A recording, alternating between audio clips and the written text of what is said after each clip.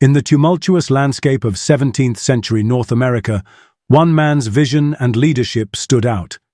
Kondiaronk, the charismatic and strategic chief of the Huron-Wendat people. Known as Le Rat among the French, Kondiaronk lived during a time of intense conflict, cultural exchange, and transformation. His life was marked by remarkable accomplishments as a diplomat, strategist, and leader, and his influence extended far beyond the immediate struggles of his people. Historians have increasingly recognized Kondiaronk's role in shaping the Great Peace of Montreal in 1701, a treaty that ended decades of bloodshed between Indigenous nations and European settlers. Some even argue that Kondiaronk's ideas and critiques of European society contributed to the intellectual foundations of the Enlightenment, the 18th-century movement that championed reason, equality, and human rights. Whether or not Kondiaronk directly inspired Enlightenment thinkers, his story serves as a powerful reminder of the enduring impact of Indigenous leadership and philosophy. The Huron-Wendat, an Indigenous confederacy originally from the Great Lakes region, were renowned for their sophisticated social organization, extensive trade networks, and alliance-building skills. However, the arrival of European settlers in the 17th century brought dramatic upheaval. Disease, warfare, and territorial disputes decimated the Huron-Wendat population and disrupted their way of life. By the time Kondiaronk rose to prominence, the Huron-Wendat faced existential threats from multiple fronts. Their traditional enemies, the Iroquois Confederacy, had become formidable rivals in the struggle for control over the fur trade and access to European goods. Meanwhile, European powers like France and England vied for dominance in the Americas, often exploiting Indigenous alliances to further their own interests.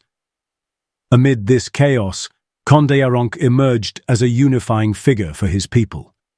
His leadership was defined by an extraordinary ability to navigate the complex web of alliances and rivalries that characterized the era.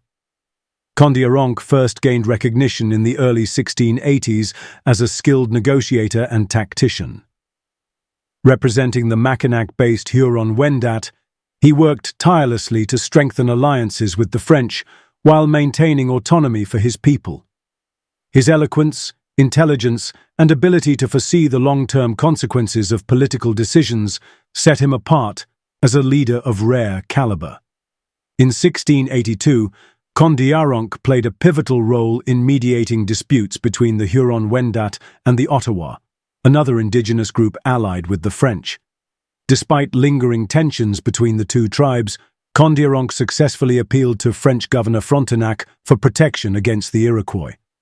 This alliance proved crucial in ensuring the survival of the Huron-Wendat during a period of relentless conflict. Kondiaronk's tactical acumen was on full display in 1687 when he discovered that French Governor Denonville had secretly negotiated a peace agreement with the Iroquois. Feeling betrayed, Kondiaronk orchestrated a brilliant ploy to sabotage the peace talks.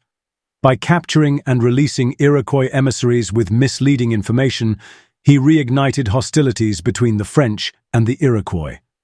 While this move prolonged the war, it also forced both sides to recognize the importance of Indigenous agency in shaping the region's future. Throughout the 1690s, Kondiaronk continued to advocate for his people while navigating shifting alliances. The Treaty of Ryswick, 1697, which ended hostilities between France and England in Europe, created an opportunity for broader peace in North America. Kondiaronk seized this moment to push for reconciliation among Indigenous nations and their European allies. By 1700, Kondiaronk had become a driving force behind efforts to convene a large peace conference in Montreal. He understood that lasting peace required more than agreements between European powers. It necessitated unity among the Indigenous nations themselves. Kondiaronk worked tirelessly to bring together tribes from across the region, including traditional enemies like the Iroquois. The 1701 Great Peace of Montreal marked the culmination of these efforts. The treaty, signed by representatives of over 40 indigenous nations and the French, ended the decades-long Beaver Wars and established a framework for coexistence. Kondiaronk's speeches during the negotiations were widely regarded as masterpieces of persuasion and vision, earning him the respect of allies and adversaries alike. Kondiaronk did not live to see the full impact of his work. He fell ill during the final days of the Montreal Conference and passed away on August 2nd, 1701, just hours before the treaty was signed. Yet his legacy endures as a testament to the power of diplomacy, unity, and visionary leadership. The Great Peace of Montreal allowed for a period of relative stability in the region, enabling indigenous nations to recover from years of conflict. It also strengthened the French position in North America, facilitating further exploration and trade. Kondiaronk's contributions to this historic achievement have made him a symbol of resilience and statesmanship. In recent years, scholars have explored the possibility that Kondiaronk's ideas influenced the Enlightenment, particularly through his critiques of European Kondiaronk's life and legacy, are a testament to the enduring values of unity, peace, and justice. As a leader, he navigated extraordinary challenges with intelligence, courage, and a deep commitment to his people.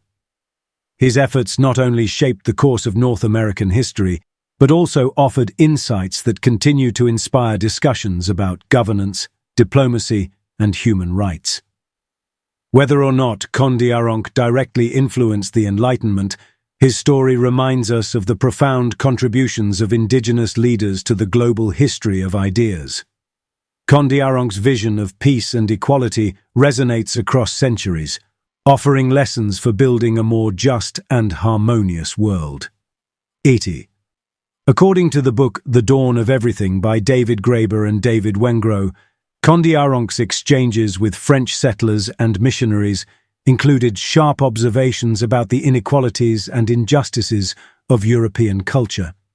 These critiques were reportedly recorded and disseminated in Europe, where they may have inspired thinkers like Montesquieu, Rousseau, and Voltaire. Kondiaronk's rejection of monarchical authority, social hierarchies, and punitive justice resonated with the Enlightenment's emphasis on reason, equality, and human rights. While the extent of his influence remains debated, his ideas challenged prevailing norms and offered a powerful alternative vision of society.